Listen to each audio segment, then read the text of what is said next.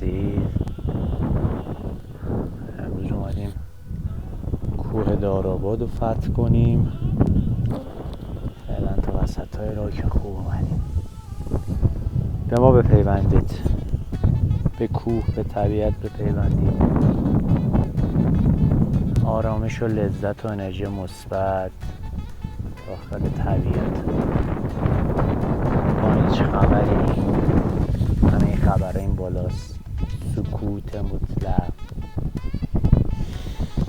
اکسیژن خالص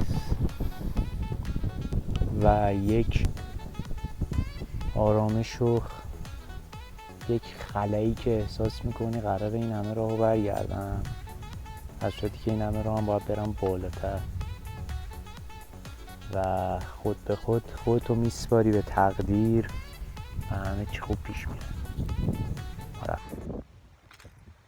یه مسیری آمدم که واقعا شیبه ها، یعنی ببین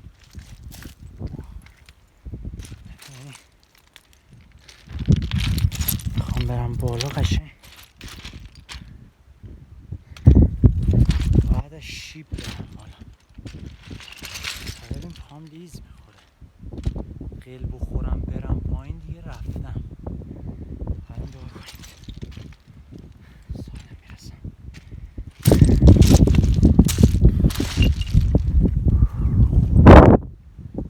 یکی نیست به من بگه خرگازت گرفته، این چه مسیریه اومدی تک و تنها. بریم ببینیم چی میشه.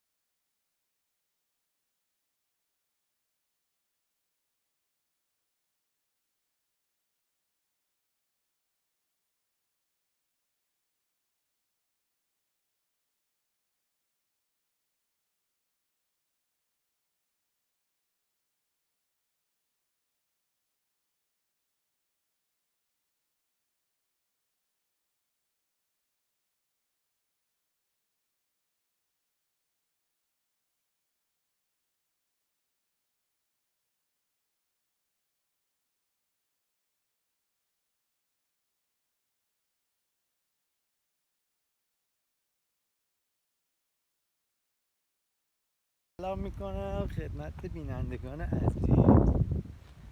در قله های دارآباد هستیم و در پناهگاهش یه نیمچه چرتی زدیم و انرژی فول. بچه ها من گذاشتم زندگیمو رو 200 سال زندگی کردم و داشتم الان با خودم زمزمه میکردم تو این کوه، این انرژی مثبت که فقط زندگی سالم، زندگی بدون دغدغه، بدون استرس. میریم برای 200 سال زندگی با زندگی سالم و صحیح. سعی میکنیم کار درست رو انجام بدیم، کار درست رو ترویج بدیم و بتونیم خدمتگزار این بشریت و این دنیا باشیم. ببین من تو راه از یه مسیری اومدم واقعا عجیب غریب سخت، یعنی یکی از چالش برانگیزترین مسیرهایی بود که تا حالا اومده بودم و این درس رو بهم یاد داد که یه سری جاها مسیر سخته، مسیر شیب زیادی داره، مسیر باید 4 دست و پا بری بالا، میدونی؟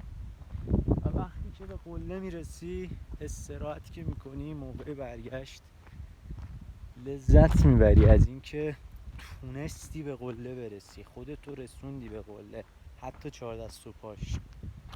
خیلی اون پایینن،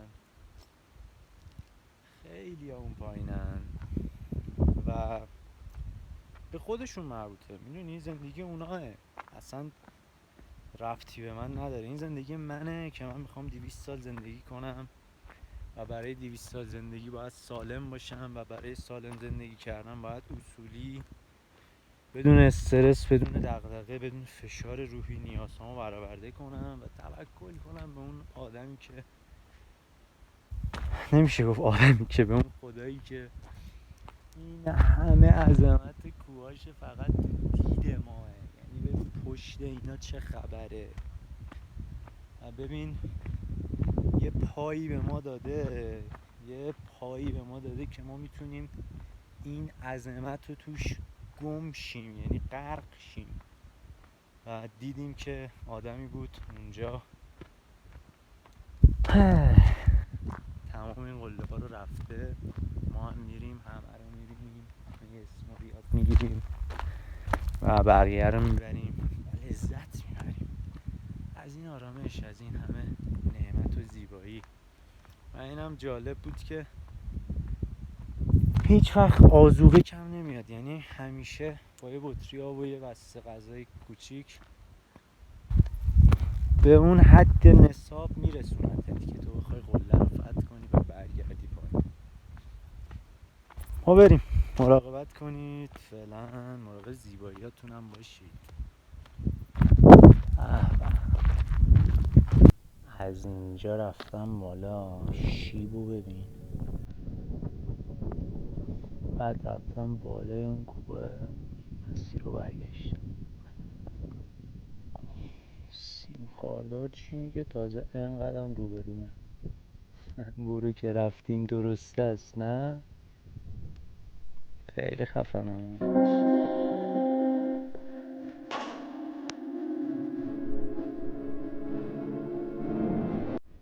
از اینجا رفتم بالا، این شیبو رفتم بالا، از اونجا باز پشت کوه ادامه دادم تا پناهگاه، بعد برگشتم از سر قله. همین مسیر